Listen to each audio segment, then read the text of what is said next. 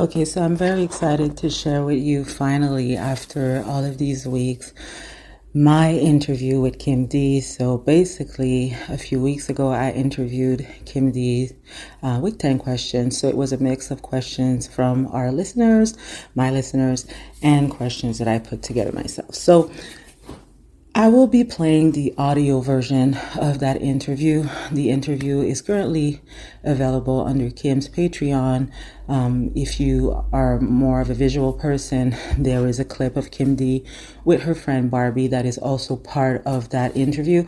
Well, she is more of a silent participant, but she does ask a few questions and clarifies a few things. And, you will hear Barbie in the background at some point in time. But for the most part, the interview is mostly between Kim D and I. And I try to pick questions that I thought would be very interesting for my listeners to find out about Kim D. I felt like those were questions that were probably never asked to Kim, or that people really wanted to find out. So that being said, I will play the audio version of this interview on my podcast, and I will also add some of my commentary at key moments of the interview, just to clarify a few things, to make sure that my listeners understand where I was coming from with that, because, with Kim D during that interview, we go all the way back season 1, right? It's not just talking about the recent seasons of Housewives, and it's not just talking about the time that Kim D was on the show. We try to talk about everything, which I thought was very nice. So that being said, before I start playing the interview for you guys, I just wanted to say a few things here and there. If you are subscribed to Kim's Patreon, you will see under the comment sections of that interview, it's a lot of positive comments. Honestly, I cannot be more excited and overjoyed. It seems like Kim has a lot of great listeners and people that are open and willing to discover new podcasters, bloggers, that kind of thing, right? So if you are in the podcast business or blogging business, you have to have tough skin. I cannot stress that enough. You have to have the skin of a honey badger if you are going to make it in this business. So that being said, most of the comments are pretty much positive, and I think I got even some new people following my podcast that had never heard of me before. So to all of you that have decided to join the Housewives Relatable community, thank you so much. I want to extend a very warm welcome to you all. And I have a feeling that we're going to agree on a lot, and we are also going to disagree on a lot as well. And I hope that that's okay. So that being said, there were a few comments, not a lot, just a few, under the Patreon, where a person made a comment. And it's not really my style to usually respond back to negative comments, because it's part of the game. I'm totally okay with people not liking me, not liking my style, not liking something about me. That's fine. You cannot please everyone, right? And that's fine. That's okay.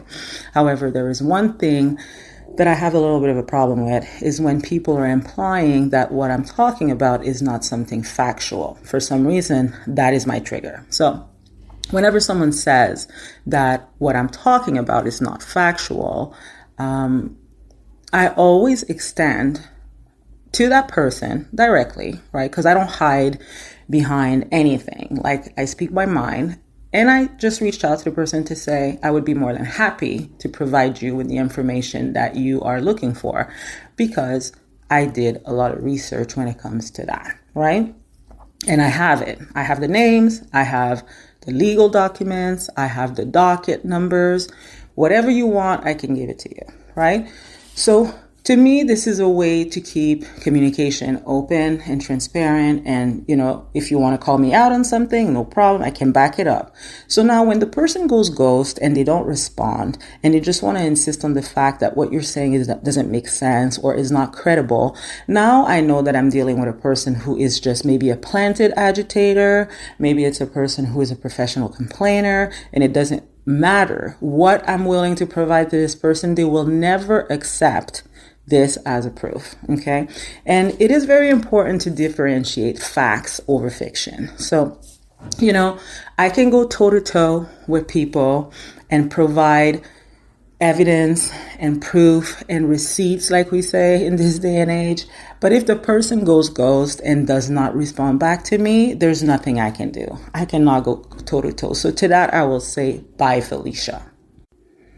Because, I'm not about to go under Kim's Patreon and start arguing with people that disagree with me, or people that are, spreading things that I conceive as unfactual, right? I'm not going to go and start arguing under someone else's Patreon. I think that's rude. Those are her paid patrons, and I'm not going to argue and be disrespectful with them. That's not what I do. However, on my own platform, I will call you out and I will say, if you want to receive that information, I have it. Okay. And then maybe we can squash that.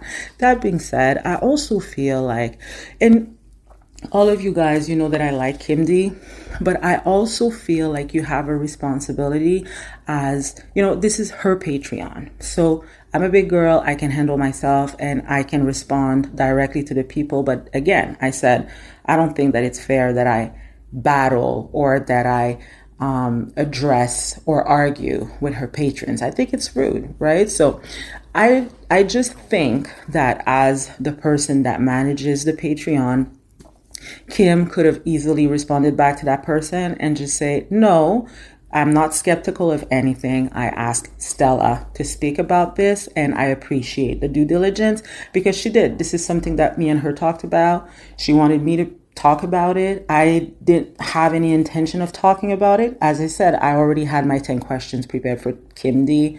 This is something that someone sent her. That person was not me. And it came from my blog and she was interested in it.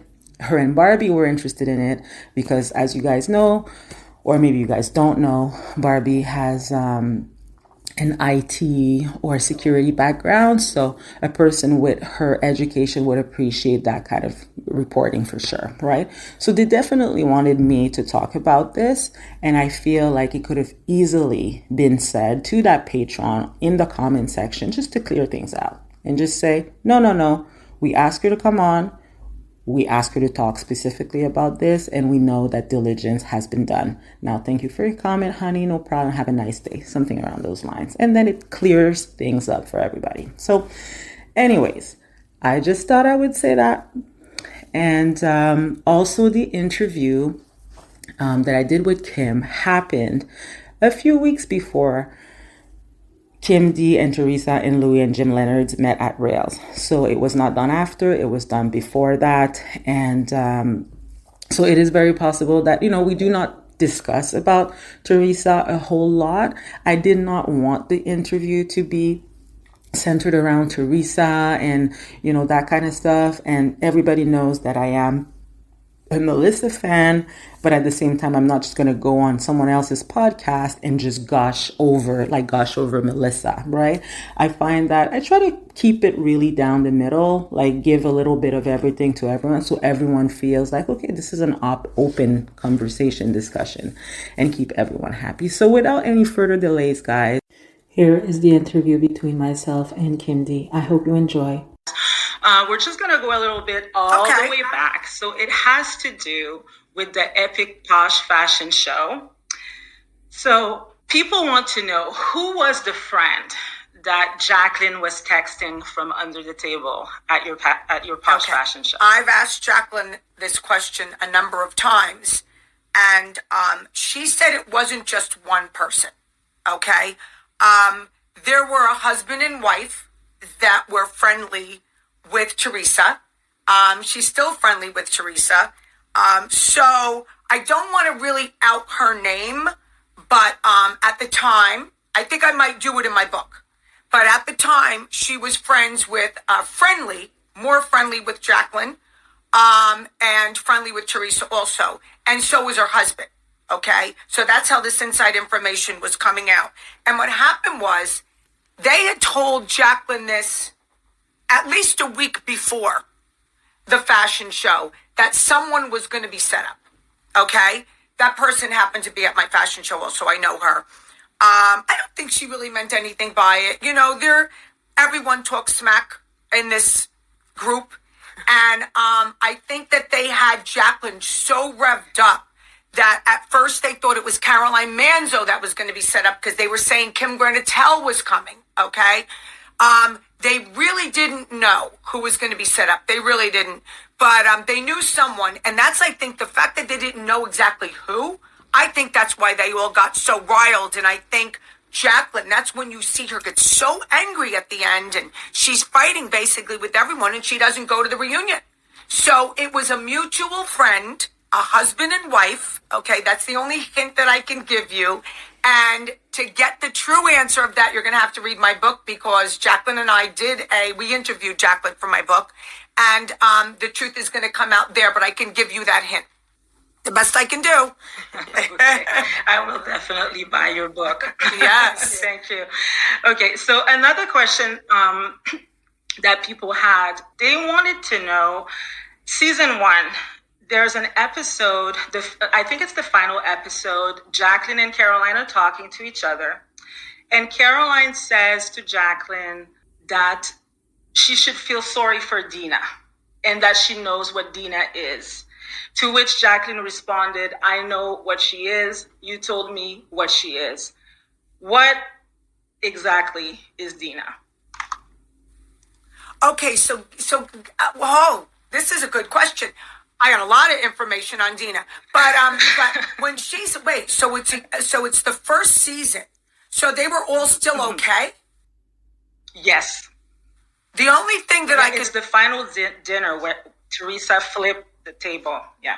Well, I mean, and then Jacqueline defended Danielle and said that, you know, Dina, you brought the book and all of that, and it created this whole chaos. And then Caroline was like, no, it was me. And then at the end, when they were walking away from the restaurant, Caroline said, you know what she is. You know, you should feel sorry for her. You know what she is.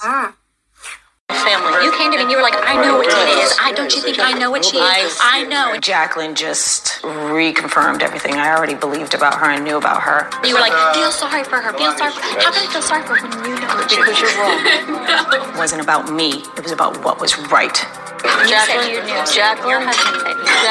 Jacqueline, when you know who you're hurting? You know who you're hurting? You know, in this family, it's hard because you're expected to stick together, right or wrong. Family or not, what's right is right, what's true is true. I'm tired.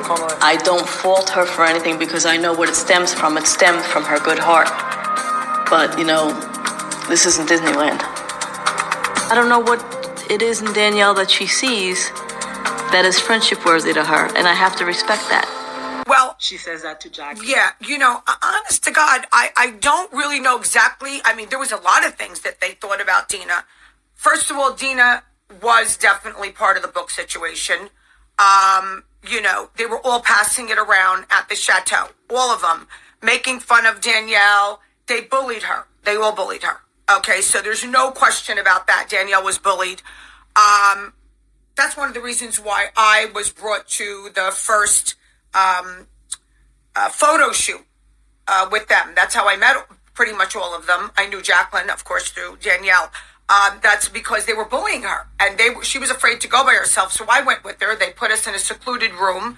It was the first, you know, after the first season of the table flip, and that's how Carlos King recognized me and Caroline's backyard when I got on the show. With that said, there was a situation where Dina had her daughter on the show, and supposedly papers were signed to get a child that was underage to get her on the show, and they're saying that she basically, I don't know about forged the father of Dina's daughter, but she didn't ask for permission. And when you see Caroline going crazy on the stage and Dina saying to her, don't say it, Caroline was screaming at Danielle, crying like, how could you do that? Because Danielle reached out to the husband, you know, the original husband, who was the father of her daughter. So it could be in relation to that. Like, you know what Dina is. Dina does fib a little.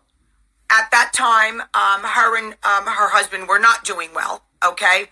So it could have been, you know what she is, that she puts up a front, that she wants people to believe that she's a certain way and she's not. And they knew at the time that Danielle had been reaching out to the ex-husband, okay, the father of her daughter, about the fact that he did not sign the papers to let the daughter be on the show. So that's the only thing that I could surmise, because that was all going on. So that's a little inside scoop about that. But, they were still, Dina and her sister were still on decent terms. It all happened, the bad stuff happened after the reunion when she asked Caroline not to reveal and not to make a thing of it. And when they took a break, because there was no drama, Caroline gets tapped on the shoulder by the producers and said, we need you to bring this up. There's no drama. And of course, Caroline does bring it up, goes against her sister, brings it up for the show, starts crying, carrying on. Dina was not too pleased. So that's the only thing that I could think of, that why she would say that. While we are on the topic of Caroline and Dina, I just wanted to ask you about your opinion of Caroline Manzo.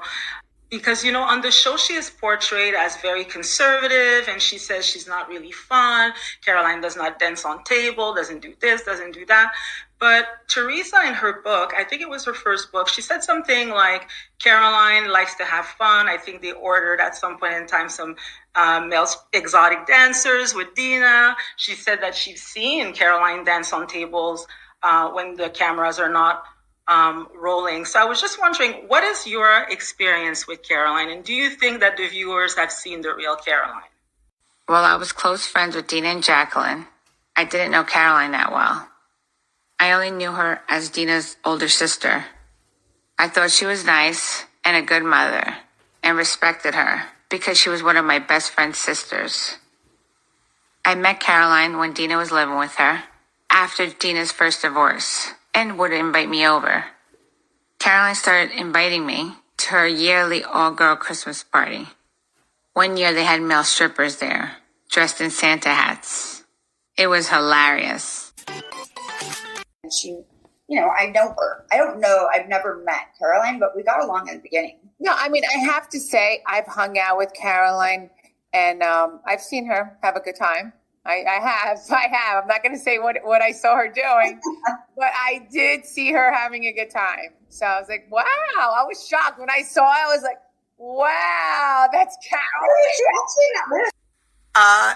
I, in no way, shape, or form, could picture Caroline Manzo dancing on a table. I would have loved to have been a fly on the wall to see that. You very rarely see Caroline smile. I mean, she laughs a lot when she's with her kids. I noticed that.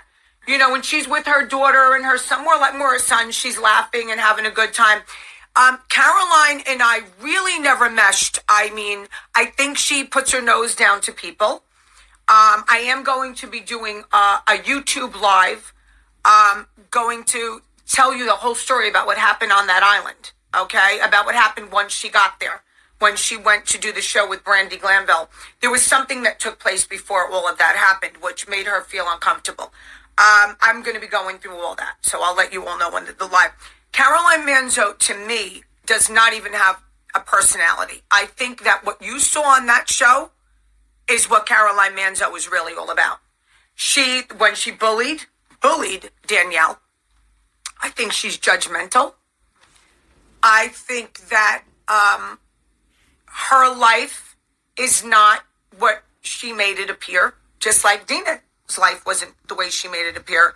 There were certain things that were alleged that her husband was doing, which I know he was, which I won't get into because I'm not going to, try to break up a family. But she's to me, she's not very friendly. She kind of thinks who she is. I've never seen her have a good time or be, the only time I see her laughing is when she was with her kids in her house. I don't find her having much of a personality at all, but she fit the bill at the time. It was supposed to be Italian families. She was a very good bully to Danielle. I think she made good TV.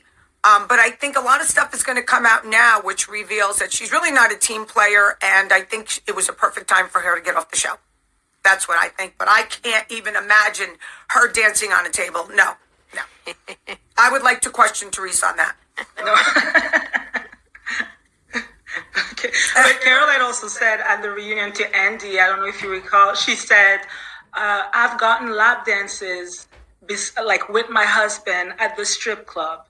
I think it was season 5, I think, reunion. She said that. Well, I wouldn't put that past her because, she wasn't the one giving the lap dance. I would believe that, because remember her son used to talk about opening up a strip club, car wash. Yeah.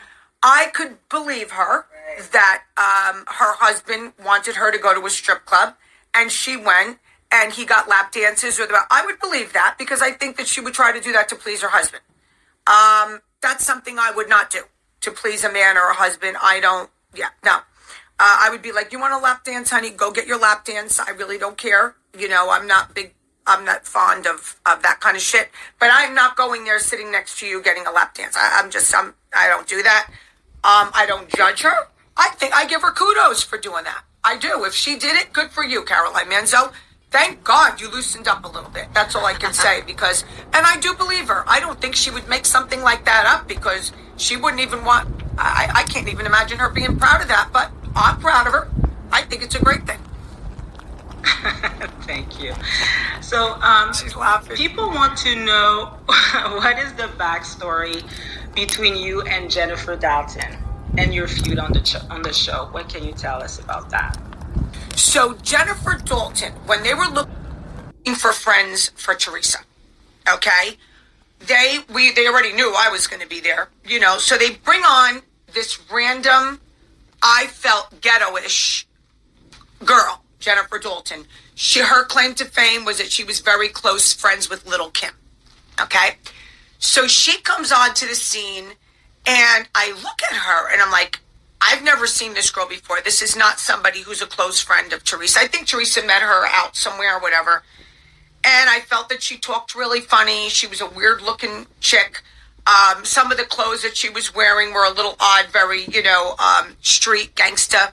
And I'm like, this isn't a real friend of Teresa. Supposedly she was a realtor and all that. We did not click from the beginning. So we filmed the first time at Teresa's house. She shows up. She did not like me a little bit. I did not like her a little bit at all. We just didn't click. Okay. I tried to be decent. I tried to be nice, but I was just like, this is very phony-ish. And honestly, I don't like the phony stuff. I would have liked have it to been real. Like Teresa did at the time, have other friends that they could have picked that would have meshed well with me because I knew them. I didn't like her. And then throughout the year, they tried to pit us against, they saw that. They saw that I didn't like her, so they wanted to ride my ass a little bit about it. And then she goes, well, I'm going to have a fashion show. So she decides to have her fashion show and try to compete with me, which, okay, knock yourself out. It happened to be different than mine. It was fine. And I had my fashion show too, which they filmed, and it did very well. So her fashion show was the finale. And that's where you see the culmination of the fact that I did not like her very much. And I'm making fun of her. She wore this ball gown to her fashion show. And I was making fun of her a little bit, which I do. And she comes at me. She says a few things about me and, Michael at the time who had passed away. And, he didn't marry you or whatever. And I'm like, I didn't marry him. That's not what I don't need to have, she had a couple different kids with different baby daddies. I go, I don't need to be popping out kids with different men and having them marry me. I'm in a different category than you. And that's where it really bursts. And she says something and I go, get out of here. And I push her. And then she comes back and she tries to do something. And Emma, of course, puts her hand in the middle. And when Emma puts her hand in the middle of something, you don't go against Emma. So we did not mesh from the beginning. Jen Dalton was not a real friend. They were acquaintances at the best. And, we didn't mesh right from the beginning. It was not good. We did not like each other. Huh. Yeah. I wonder where she is now because, and that's unusual for me because I like everyone. She's very good friends with Jennifer, who is on the show. Jen Aiden. That's her very good girlfriend. Now, to this day? No, before Jen was even on the show. Okay, well, let me just say what happened to this poor girl since. She's had 2 or 3 strokes. Sad, very sad. 2 or 3 strokes. The little daughter, Rain, the father took her, or the grandmother, whatever. And she's not very well. You know, I heard that she recuperated. But she's not doing that great. She had some strokes. So I don't know if she's still I don't even know how she would even see Aiden. But I wouldn't be surprised at that relationship either. I wouldn't be surprised. And I have my own reasons for thinking that. So, you know, I wouldn't be surprised at that relationship. Okay, so a little bit of a fun question for you, Kim. You've been on the show as a friend of Teresa for the longest time, and people wanted to know why you were never on a cast trip with the ladies. Well, you know, I could surmise why. Okay, even though I try to be a team player, okay, I really tried to do my job the way I was supposed to do it. I would get a lot of taps on the shoulders, and I would refuse to say and do certain things. And a lot of the time, there was retaliation against me. You know, there was a second reunion that I was supposed to do, and one of the head producers, Lucilla, told Jacqueline, which will be in my book also. They're like, well, why are we going to bring Kim on? What, so she can have Teresa's back? So she could lie for Teresa? You know, so I got myself in a lot of trouble by being very loyal, okay, and not doing certain things that they told me to do. So I'm going to say that there's 2 reasons why I wasn't on the trip. Number one, I have an extremely strong personality, and I don't think they really needed me. You know, I really don't think they saw me as a group person. And I think also that's how Andy Cohen said it. He's like, I don't see Kim as a housewife, as like a collaborator. I see her having her own show. I see her, you know, being at Posh and seeing the girls and having the Posche Fashion Show and them being in it. They just didn't see me as a group person. You know, they just didn't see it that way.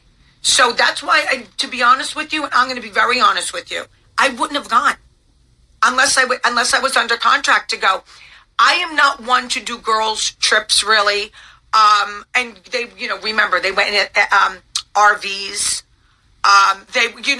I mean, I'm really spoiled in that sense. You know what I'm saying? I really, my accommodations really have to be superb. And they really didn't have the best trips and the best accommodations. And they had to drive like 5 hours. You know, that's not my cup of tea. So I'm kind of thrilled they didn't ask, and I would have said no.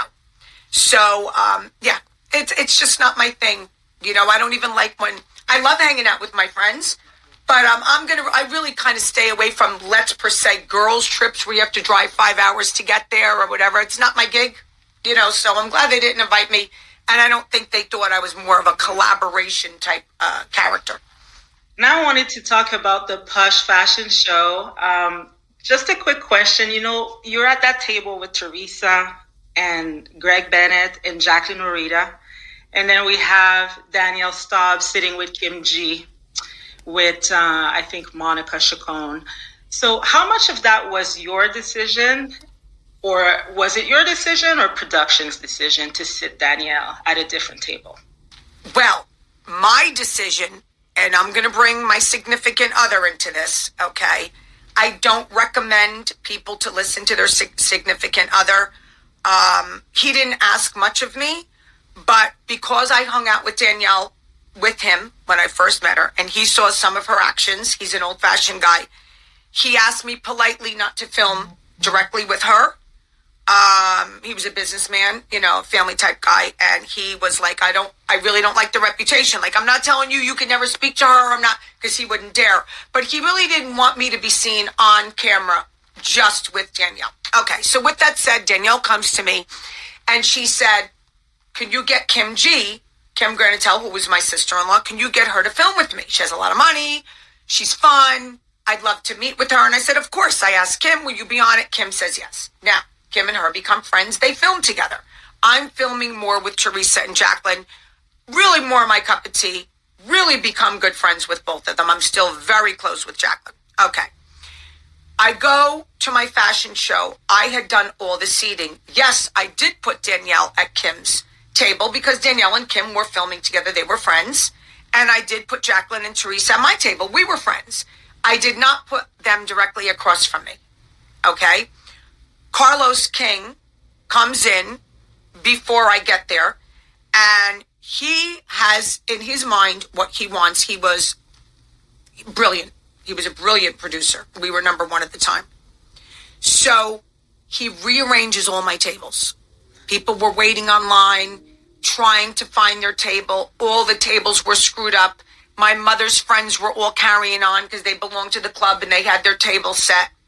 And he decides to put them directly across from us so that we have to look at each other the whole night. So that's why Danielle and Kim were facing us, but they were sitting at the same table because they were friends. They were filming together. But that's why that bubbled up. Now, Danielle could have done two things. Danielle was mad at me because I had Teresa and Jacqueline, which was ridiculous. She was filming with Kim. She knew. She could have accepted it like a lady and had a good time and smiled and enjoyed. And she was mad because I didn't have Christine walking. Now, I love Christine. Christine was beautiful. Christine was a model, but Christine was 16. And Christine did not belong there. There was drinking. We knew there would be drama. We didn't know what kind of drama. And I didn't feel a 16-year-old young girl should be there. And I still don't feel young kids should be at my fashion show. It's not that kind of a fashion show. Okay, it's an event where people are drinking and having a good time, and they could be swearing and they could be dressed provocatively. And that's the only reason why Christine was not asked to be in it. So that's that. Wow. And that's why I they did not know that. So he reshuffled. It did work out well. Thank you so much. He shuffled a lot of things, which I wanted to wring his neck at the time, but it worked out perfectly. So just speaking of Teresa very quickly, do you know what happened to her hairdresser, Evelyn? Have to go. Oh my God. Go where? We have to go to the christening. And Evelyn, my hair girl that I've been using for 6 years, is at Melissa's house. If I'm late to the church, it's Melissa's fault. All right, girls, don't mess up your hair. Joe? Teresa, Evelyn's here. Evelyn, I gotta go. Oh my God. Come on. You should have been like, I have to go to Teresa's house. Really? I didn't know if I should say it. Daniel! What? Tell Joe we need to go. Can I make this a little bit bigger? Are you serious? Do you feel like it's too big already? Yeah. Okay. Evelyn used to be my personal hairstylist, but Melissa went behind my back and hired her anyway. It really bothered me, but now, like my mom says, it's a form of flattery. Evelyn? How long ago was Evelyn? That was season 1 and season 2, and I think she was curling her hair for the christening, actually, or Melissa's hair for the christening, and then Teresa said something like, oh, Melissa hired Evelyn behind my back, and we've never seen Evelyn ever on the show ever again. Well, that's the reason. Because, let me go back to the Teresa-Melissa thing. Teresa always said that Melissa copied her. Now, you could take that two different ways. I believe if someone's going to copy me, okay, I take that as a compliment. Okay, what do they say if someone, there's a saying, right, that if they copy flattery. Yes, is the highest form of flattery. That's the way I take things. I'm a stylist, Barbie's a stylist. So if you want to dress like me, look like me, I'm thrilled. Okay. So Teresa took umbrage with the fact that Teresa would have a photographer take pictures of her children and dress them a certain way, and then supposedly Melissa would hire the same photographer. Teresa would have a Christmas card looking a certain way, and supposedly Melissa would do the same. Okay? There was a lot of things that Teresa felt that Melissa would copy from her. Now, if I was Teresa, I would be like, oh, she wants to copy me. I'm the older sister. But Teresa didn't take it that way. She did not take it that way. And Teresa is, she doesn't like to share. Okay? She doesn't like to share her friends. I mean, you see, if your friends now, like Margaret's her enemy, your friends are Margaret, she don't want nothing to do with you. Okay? So I think back then with this Evelyn, I remember the story now. Once she found out that Evelyn would go behind her back and do Melissa's hair, which is no big deal. It's your sister-in-law. That's the kind of relationship they had. Things were not good. And once you betray her in that way, whether it's her hair, it's her nails, it's her makeup, whatever the case may be, you're out. You're out. And someone else will fill your position. So that's what happened with Evelyn. Evelyn's pink pad. That's what happens. Kudos to Teresa. Oh, yeah. You know what? She's like, you're my hairdresser. You don't belong over there in that house. You stick with me. Yeah. You know, so that's the way she is to this day. Okay. You know, in the episode Friends Forever, we hear Jacqueline talking to her husband. I think she had a falling out with Teresa at that point, and we hear Jacqueline say Teresa's very jealous of Melissa and that she gets upset whenever someone likes Melissa or talks to Melissa. No interest at all. You know what? I never noticed before until we started hanging out with her family, and I watched with my own eyes. I've seen how she treats people, and she's not a good person. The reason Teresa liked me is because I always put her on a pedestal, but when she has a little bit of someone who also enjoys the limelight, say like Melissa, she can't handle it. Teresa is an extremely jealous person. No one else can make money but her. She's like, I got this whole area covered. Listen, if they make $1 billion, God bless them. I know, God bless them. They're going to need it to pay back that $11 million in debt that they screwed everyone over on. And I was just wondering if you ever felt pressured by Teresa behind the scenes not to be friends with the Gorgas. Because when you joined the show, you did the Halloween party with them, and we saw you guys have a lot of fun. And I was just wondering if that came in between the relationship between you and the Gorga because of your relationship with Teresa. Okay, that's a very interesting question because I know Teresa did that with people. Okay, did not do it with me. And the more I think about it now, it's very surprising because she didn't do it with me, and she was very receptive to me when I made up with the Gorgas at one time. Okay, and it happened to be Teresa's birthday around that time, and a friend of mine, Damien, was friends with Teresa, but didn't know Joe or Melissa. And I was fine with them. And it was Teresa's birthday. So we wanted to do something nice. And nobody was really talking. So I say to Teresa, we want to take you out for your birthday. We used to go to this place called STK. And I said, they want to take you out for your birthday, but we want to invite Joe and Melissa. And we want to put you guys back together. And Teresa goes, well, do you think that they would go? And I'm like, I think they would go. And this is the God's honest truth. When I called Melissa and Joe, they go, well, are you going? Will you be in the car with us? I said, of course I'm going. If you're going, I'm going. Okay, I know this is going to be shocking to the viewers, but that's what happened. And we got a limo. Damien sent the limo. He was in the car. We picked Teresa and Joe up first. At that time, they all lived in Tawako and Montville. We picked Joe and Melissa up. We went to STK and had the time of our lives. Now, I will tell you, Angel does the show with me. He came there. We danced. When joegorga and I hit the dance floor, this is after the Sun Cubana fight, people lost their shit. They're like, oh, that's Kim Day and joegorga. Like, oh my God. We had a ball. Things did not go well after that, but we had a very good time. So she never said to me, don't be friends with Melissa. Why are you talking about Melissa? First of all, it didn't last very long. The friendship, it didn't last very long. But she never came to me and said, don't talk to them. Don't be friends with them. She really didn't. So I find that to be very interesting because I know she did it with Jacqueline. That I know. Jacqueline didn't lie about that. I don't think she did it with Caroline either, to be honest with you. I think it was more Jacqueline, So yeah, not me. I didn't get that speech. Why do you think? Do you think because of personality she knows who to go to and who not to? Yeah. I just think she knows the kind of person that I am, and I don't think she would think that would fly with me. And I think she would think I would say to her, why? You know what I mean? Why can't I be friendly with them? That's your brother and I. Because she never said to me, I don't like them, or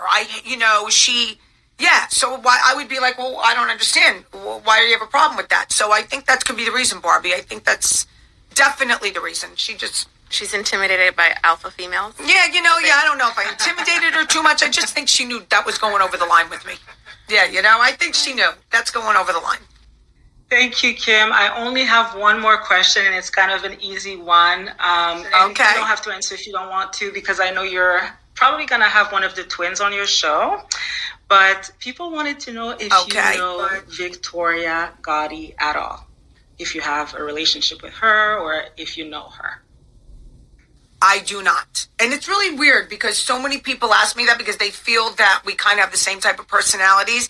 But no, I don't know Victoria Gotti. I watched her show. I loved Growing Up Gotti or something like that. I used to watch it. I thought her sons were adorable. I like Victoria. I think she's fabulous. I think she overcame a lot, you know. So Victoria, I think you're great. Maybe you could come on my show one time. But no, we do not know each other. I thought the relationship between Teresa and her was very interesting. I liked it. I thought it was cute that they became friends, and I could understand why Victoria would like Teresa. Okay, so no, I do not know them and her, but I would welcome to know her. I think she's a fascinating woman, and I think she overcame a lot. You know, I like her. I like her a lot. So, yeah, absolutely. Well, thank you so much, Kim. Absolutely. Thank you. So if you're done with my questions, we have some for you. I am. Okay. So, Barbie, why don't you ask her what you were, something was on Barbie's mind, and she wanted to ask you something. We had read something that you put up, and I give you kudos. I really do, because no one ever thought to look up the judge. Now, I'm not saying who's guilty, who's not guilty. I'm coming in fair, okay? But I do like to know about women empowerment, and I do like to know if a judge really is kind of against women. Yeah. You know, so go ahead, Barbie. So playing a little bit of like true detective, like in every case, you kind of want to know the judge's personality. Like, what do you think he's going to go incline for? Is he going to, or she, is he or she going to protect who? Or what do you think would be like the fair case? Do we know anything about like the judge, like what he is into in regards to protection?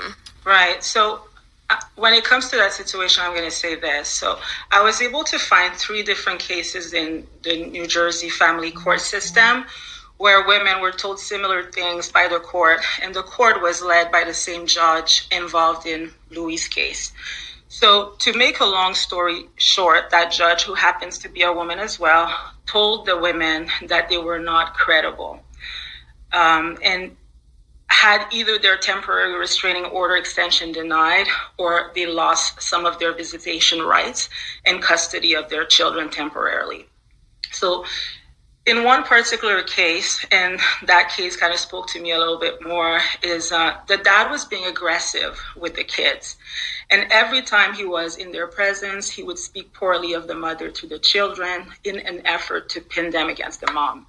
So at some point in time, the daughter decided that she no longer wanted to go and see her dad.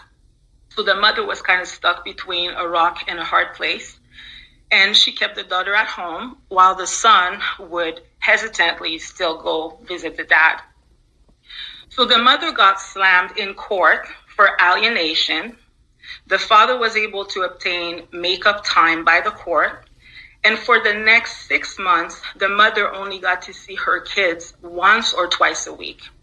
So it wasn't until much, much later when an independent assessment was done on the children by a professional with a report of 150 pages, and normally those reports are between 50 to 60 pages, that the judge finally ruled in favor of the mother and the children, because apparently the report was bad.